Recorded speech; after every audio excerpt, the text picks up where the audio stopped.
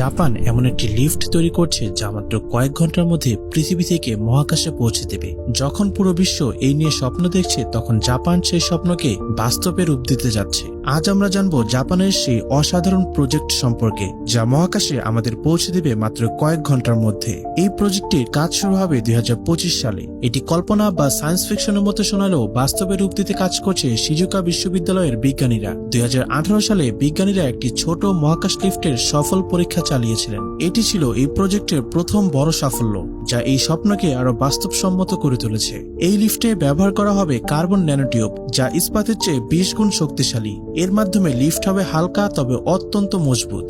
এই লিফটকে সহায়তা করার জন্য মহাকাশে দুটি উপগ্রহ মিলে একটি বড় স্টেশন তৈরি করা হবে। এটি হবে মহাকাশ লিফটের একটি গুরুত্বপূর্ণ অংশ।